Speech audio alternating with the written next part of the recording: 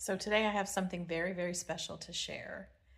It is very special. It's my own cranberry bread. It's very dear to me. I've been making it almost my whole life, and I have perfected it over the years. And my kids love it, my family loves it, my friends love it, people I work with love it. It's a very, very special recipe that I have never shared with hardly anybody until now. I've shared bits and pieces of it, but this is exactly how you make it. And if you do it exactly as I show you, it'll be perfect. So here you go. So I did have to do a little bit of calculating and playing around because right now all I have to measure things is this, and it just does milliliters. It doesn't do grams or anything like that. This also just does milliliters, but it's a little bit more. It's funny because I happened to get this when I got some water, and I didn't throw it away. Even though I am the opposite of what you call a hoarder, I did not throw this away. So it says 33 centiliters, which equals 330 milliliters, which is more or less 12 ounces, which is more or less 1 cup. So we're gonna go with that. And this is how I'm gonna measure my flour. And flour in Spain is harina de trigo. This was a little tricky though. This is baking soda, but it's in like the cleaning aisle and sometimes in the pharmacy aisle, and some of the smaller stores don't have it. It's 100% bicarbonate of soda, which is, baking soda. So we can use this safely. We don't have to worry just because it's in a cleaning section or under the kitchen sink that it's going to make us sick. It's not, I promise. It's just baking soda. It's just a different cultural perception. We use it for cleaning in the United States. We use it for beauty things as well. I think it's great to put it on. You put a little paste and put it on mosquito bites. It works great. But we just sell it in the cooking aisle, whereas here they sell it in the pharmacy or cleaning aisle. No big deal, just a little different. So I'm gonna go ahead and measure out the 6 cups of flour that I need for an equivalent of 3 breads, but I only bought 2 bread pans, and technically in Spain, these are actually cake pans. They're a little bit longer and thinner than what I would use in the States, but I actually kind of like that because it makes you feel like, you get more slices, for your buck. So that kind of works out pretty good for me. I did find baking powder, just so you know. This is baking powder, and it's, it looks like it's probably from Great Britain. The only thing that's different, because it's in English, is that it comes in these packets, right? Which is interesting. I wonder why they do that. But anyway, I'm gonna measure out my flour. And then once I have all my ingredients ready, I will bring you guys up to speed on what's going on. Okay, so I double checked my measurements. This is 6 cups of flour, more or less, más o menos. And according to the internet, 1 kilogram of flour equals more or less 8 cups of flour. So as you can see in here, looks like we probably have about 2 cups of flour left in there. So I think our measurements are good. I think we're gonna be fine. We don't need to be, the thing about baking is there's very few things in baking that have to be precise. So we're fine. Now, here's my sugar. I found some sugar already in the cabinet. I did buy some more, but it's basically azúcar blanco, okay? It says for your house. So I'm gonna use that, and I need 1 cup for each loaf. So since we're making equal to 3 loaves, I need 2 of these. So I've already poured 1 into my bowl, and we'll just pour the rest in there. So it looks like we're gonna have about 3 cups that way. Bada bing, bada bing. Now this is salt. Salt is very special in Spain. It's used a lot. They have a lot of different types of salt. I'm just going to use what they have here, which is fina, which I imagine means fine, which probably means it's going to be like table salt. To me, I think it's a little bit more granular than table salt, but it's the best we're going to get, and I think it's going to be fine. So no worries there. Now, one of the first things you learn when you come to Spain is that eggs and milk are sold on the shelves, in order to reduce the need for refrigeration and to be better on the environment. So this is what a dozen eggs looks like when you, at least from Carrefour. And they're, you know, they're great. They are much better quality than what you're gonna get in the United States, as you can see. And watch me pop one of these bad boys open and you will see. Now I need 1 egg for each loaf, equivalent loaf. So we're making 3 equivalent loaves. So we want 3. Look at the color. Look at that. Isn't that beautiful? It's just, this is what you pay extra for in the States. Like you're gonna pay $10, $12 a dozen to get eggs of this quality. I don't know what they do to the chickens in the United States, but ugh, they don't come out very nice. So what we're gonna do is we're gonna beat those eggs really, really well. And then we're gonna put them into the orange juice because I like to mix my wet ingredients together and my dry ingredients. That's really the key to this recipe is you don't want to over stir the wet ingredients into the dry ingredients.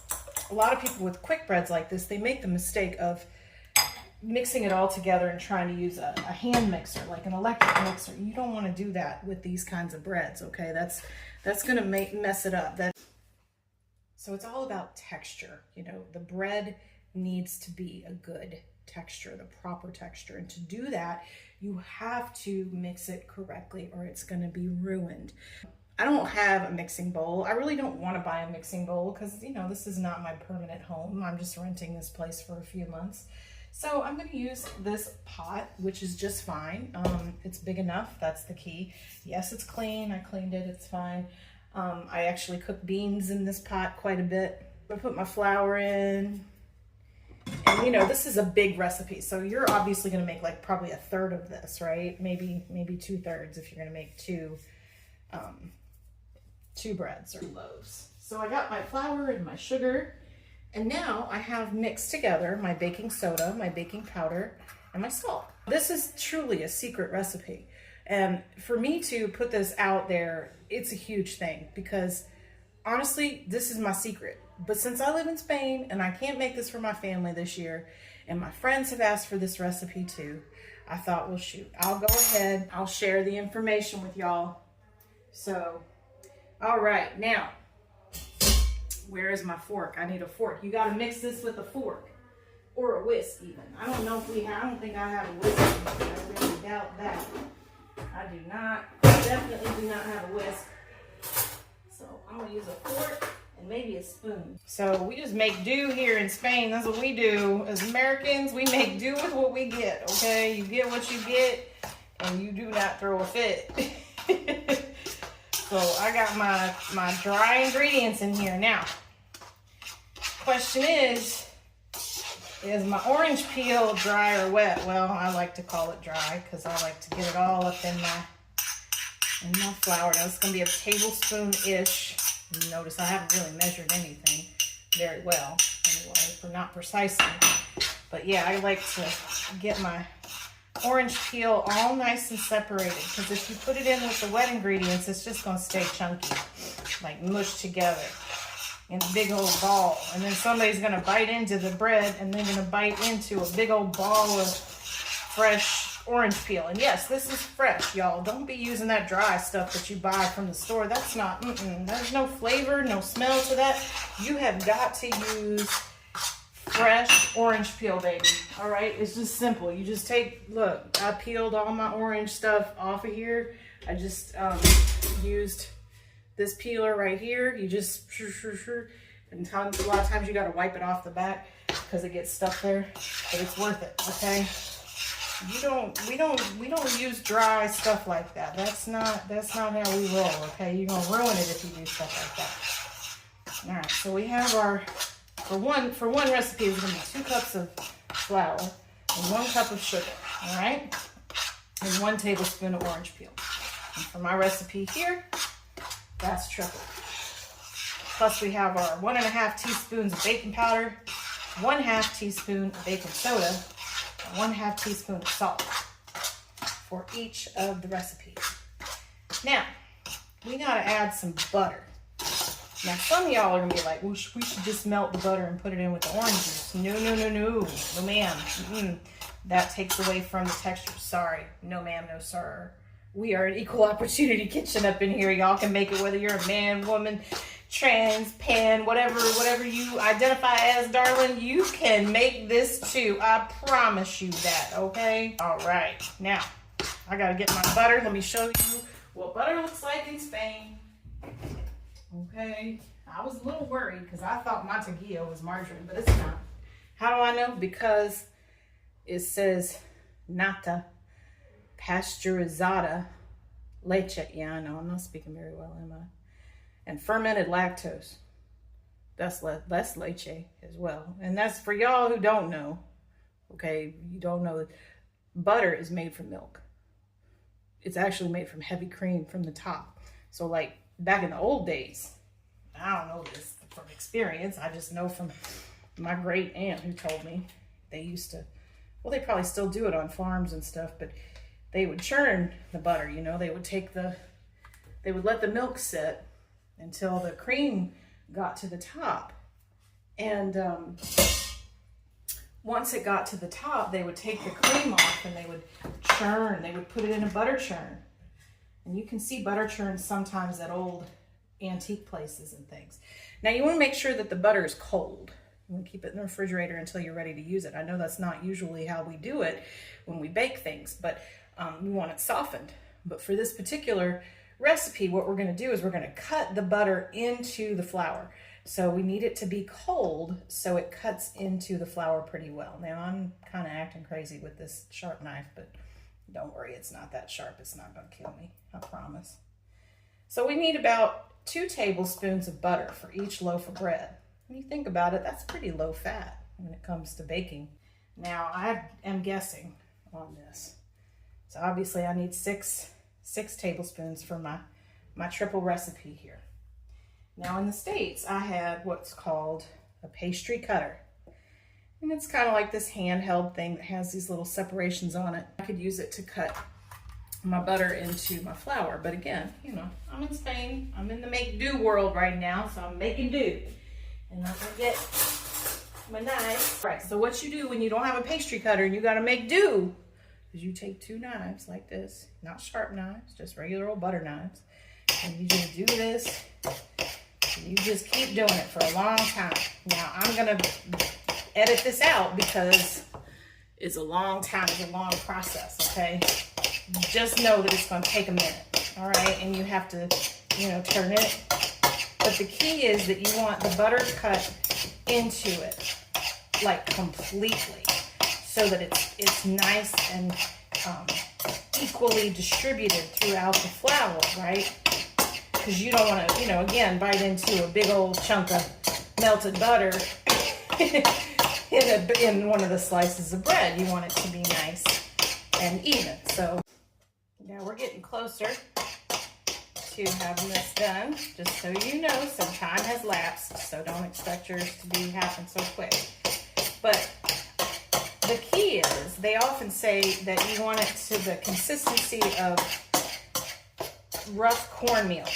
But, you know, since most people don't know what that is anymore, I can just tell you that, you know, look, there's a big chunk right there. You don't want big chunks. You want to get those big chunks out of there. Because again, you don't want to be biting into a big old chunk of melted butter. That's going to be too much. And all this work, you know, people wonder why I do all this work with my baked goods. Well, because this is my love language. This is what I do for people.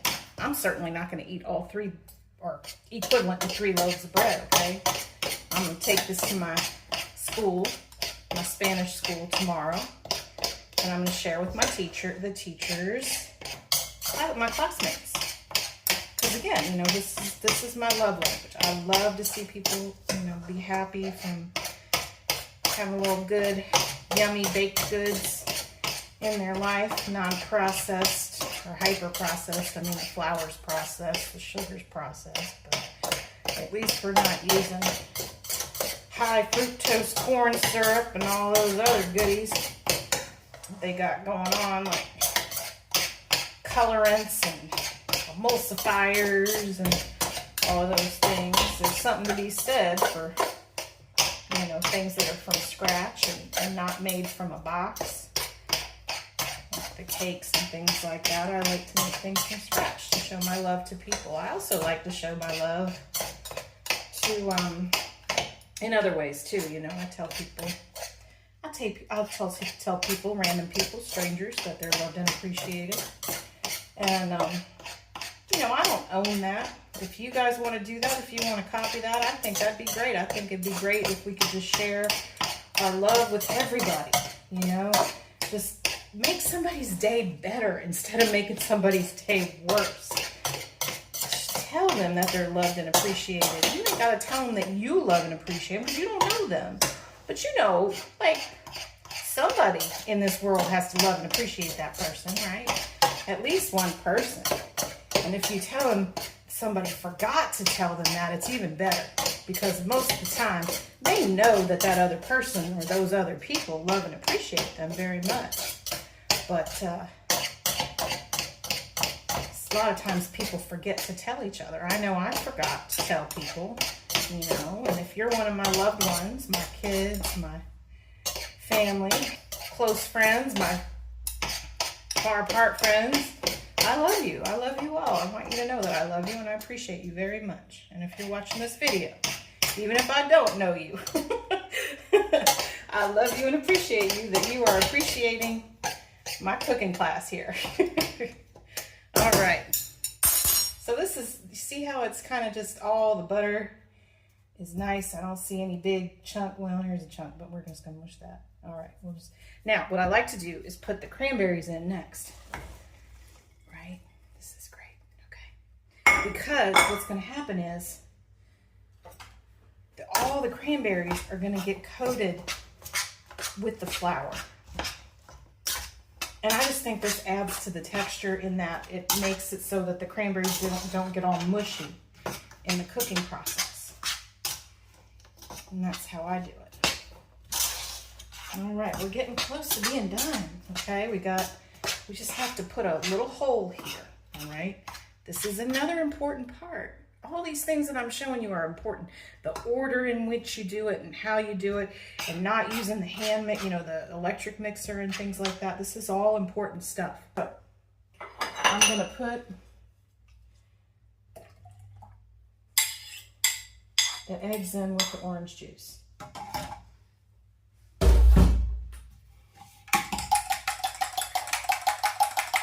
I know it looks kind of gross, but you know, for those of you who are old as me, you probably remember Orange Julius used to charge extra if you wanted to put an egg in it. Remember that? They used to put a raw egg if you wanted to. Now, if I was in the States, I would use a really big spoon.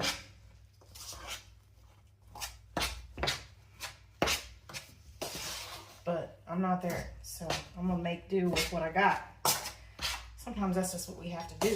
We just gotta make do with what we got. You know, if more people make do with what they had, Jeff Bezos would be a little less rich. Maybe a lot less rich, because we bought a lot of stuff in the States that we do not need, y'all. If y'all just like wait a couple days and think about it, you're gonna be like, do I really need that? I don't know. That's what I've learned since I've been here. I mean, they have Amazon and stuff, but it's different. It's not as easy to get stuff. I know, at least for my house, because people can never find my address. I don't know why. But see how I'm just gonna stir this until everything is wet, but no more than that. You know, you want to make sure all your flour, your dry ingredients get mixed in, but you don't want to overmix, because again, if you overmix, it's going to ruin the texture of the bread. And look at how thick it is. You know, it's not going to be wet. You're not going to be pouring this into the bread pans. No, you're going to be scooping it into the bread pans, right? This is nonstick, but I still want to have it some grease or something on it. So there's two things I can do to this to make do, because I don't have spray. You know, normally I just spray it with spray, but I've got the butter, right? I can wipe the butter. And you know, you can do this, you can put the butter in here, and then you can put flour if you're making cake and you really want to make a nonstick surface, you can put the butter. So you just wipe the butter in here like this, real easy, right? And then if you're making cake, you just put some flour in there, and you can make the flour will stick to the pan because of the butter, and then it makes a very, very non-stick surface. It will make it easier for you to frost the cake, because if your cake is sticking to the sides of the pan, then it's going to fall apart when you try to frost it. But we're not frosting this, so don't worry about all that. We're not frosting this cake. It's not a cake, it's a bread, right? We don't need any frosting. Now, different types of breads that I like to make the cranberry bread. That's my top choice because everyone loves it. Also, people really like my my banana bread as well, and also carrot bread. You know, carrot bread is basically carrot cake without the frosting, and it's pretty good stuff. You can make carrot bread too, and zucchini bread, and oh, I don't know, there's all sorts. Date nut bread. Date nut bread is wonderful, but a lot of people don't like it. I don't really make it very much. So this is a little edit afterthought while my bread is in the oven. I meant to tell you that cranberries are a little hard to find here. They're not something that I think Spanish people really know about or eat or whatever. But I actually went to the ends of Cadiz. I had to go to the other side of Cadiz to get them. And I got them at Hypercore, or I guess you say Hipercore. I don't know. It's a division of Corte Inglés, and it's similar to Carrefour, similar to Walmart, and it's actually inside the Corte Inglés in Cadiz, which is ginormous. I really want to do a video on that someday because that place is incredible. It's like an entire shopping mall in one store. Like, it's huge. But anyway, this was the lid to the cranberries that I found. Apparently, they're called Arandano Rojo. Arandano Rojo. I don't know. Maybe I'm pronouncing it right. Maybe I'm not. I'll give it a shot anyway. And I bought 3 packages. So I think they were a little more than a cup each. They were 125 grams per container. And I ended up with enough for 3 recipes, which is 4.5 cups total. So anyway, I found them. They weren't cheap. Okay, so my timer just dinged and I think my bread's ready. And I gotta tell you, the smell is powerful because I only generally make this during the fall, like close to Thanksgiving. I usually wait until after Halloween to make this. It's special. It's a special bread. We don't make it all year because cranberries aren't in season all year. Look at that. It's not done. It's not done. We got to put it back. But boy, oh boy, I can sure smell it. It smells so good. I wish y'all could smell it. We're going to put it back in here. And you know, it's at about like 170-ish, you know, because I think we're going to need about 15 minutes-ish. But boy, oh boy, the smell is bringing me home. I tell you what, this is like Thanksgiving, Christmas, Halloween, all mixed into one. This is a special bread. All right, guys, I forgot to come in here and check it because I was busy editing the rest of the video. But I think we're good to go. I think we're okay. It dinged and it's done. And we're gonna get a fresh knife or maybe the bottom of a spoon here. My dear friend gave me this spoon. It's so cool. It says, "You are enough. It's okay to have bad days. Don't believe everything you hear. You are so very loved." See that? Reminding people that they're loved. That's important. And be tender to yourself. This is lovely. A very, very dear friend gave this to me before I came here. And I stir my tea with it every morning. And it's a great reminder. Look at that. Perfect. The only thing we see on it is some cranberry stuff, right? All right, so now we want to pull this other one out. And I'll tell you what, I think that there's some people who can smell this and they're like, what in the world is that? It smells so good. Yes, so here are my finished loaves of cranberry orange bread, which is amazing. They are amazing. And I know you can make it amazing too. So leave a comment if you tried this and it worked for you.